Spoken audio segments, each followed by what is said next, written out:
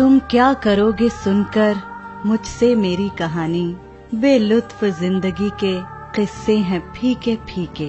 जिंदगी से मायूस, वक्त से लाचार, अपनी तन्हाइयों में गिरफ्तार, अपनी आखिरी वक्तों में यूं थी बॉलीवुड की ट्रेजेडी क्वीन मीना कुमारी।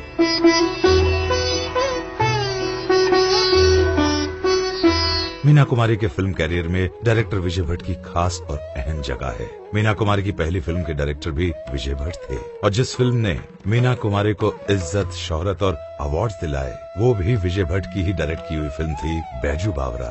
बचपन की मोहब्बत को दिल से न जुदा करना। मीना कुमारी वो पहली हीरोइन थी जिसे 1953 में फिल्म बैजू बावरा के लिए बेस्ट फीमेल एक्ट्रेस का फिल्म फेयर अवार्ड मिला।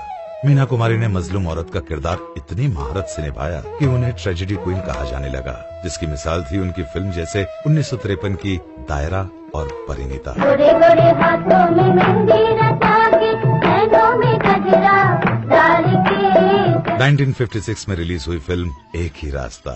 चली गोरी पीछे मिलन को चली, नैना बावरिया मन में सावरिया। 1957 की बेहतरीन फिल्म शारदा।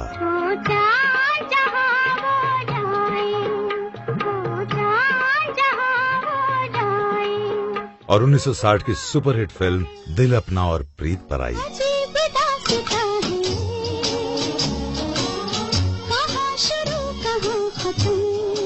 ट्रेजेडी क्वीन के टाइटल से मशहूर होने के बावजूद मीना कुमारी ने कुछ लाइट हार्टेड फिल्में भी की और इन फिल्मों में भी अपने किरदार को बखूबी निभाया, जैसे 1955 की दिलीप कुमार के साथ फिल्म आजाद।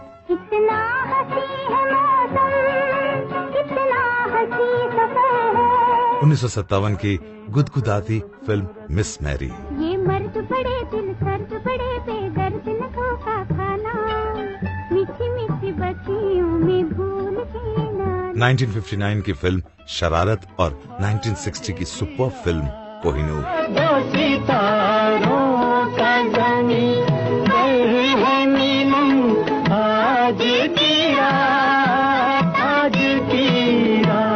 बतौर अदाकारा मीना कुमारी की दी बेस्ट फिल्म थी निर्माता गुरुदत्त और राइटर डायरेक्टर अबरार अलवी की क्लासिक फिल्म साहेब बीबी और गुलाम, जिसमें उन्होंने एक अल्कोहलिक वाइफ का किरदार यूं निभाया था कि लोगों को असलियत का गुमान होने लगा।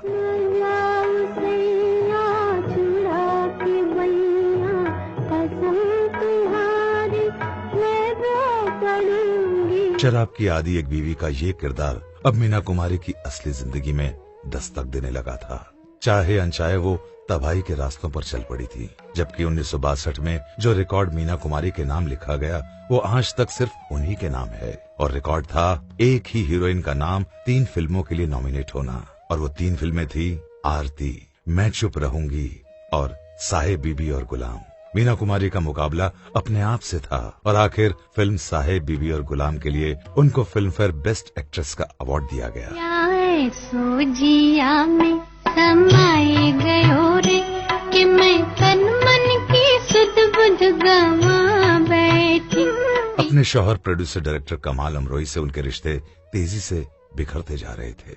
बेवफाई का ये गम वो शराब में गुम कर रही थी, मगर अगले 4 सालों तक उनकी एक से बढ़कर एक फिल्में आती रहीं, जैसे 1963 की बेहतरीन फिल्म दिल एक मंदिर।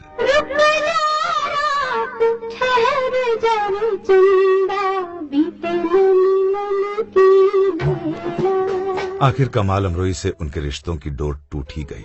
1964 में उनका तलाक हो गया।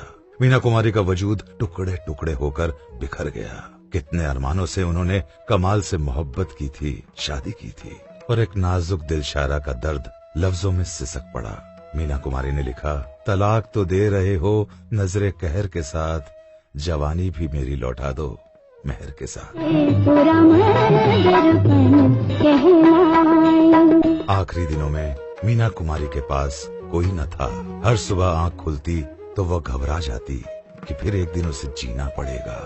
जब मीना कुमारी की मौत हुई तो उनकी फाइनेंशियल कंडीशन वही थी जो उनकी पैदाइश के वक्त उनके पिता की थी। तब उनके पिता के पास डॉक्टर का बिल भरने के लिए रुपए नहीं थे और अपने दौर की टॉप की हीरोइन इस हालत में इस दुनिया से गई कि मौत के बाद उसके बैंक अकाउंट में इतने रुपए भी न थे कि कफन दफन का इंतजाम हो सके। तुम क्या करोगे सुनकर मुझसे मेरी कहानी, बेलुत्फ जिंदगी के किस्से हैं फीके फीके।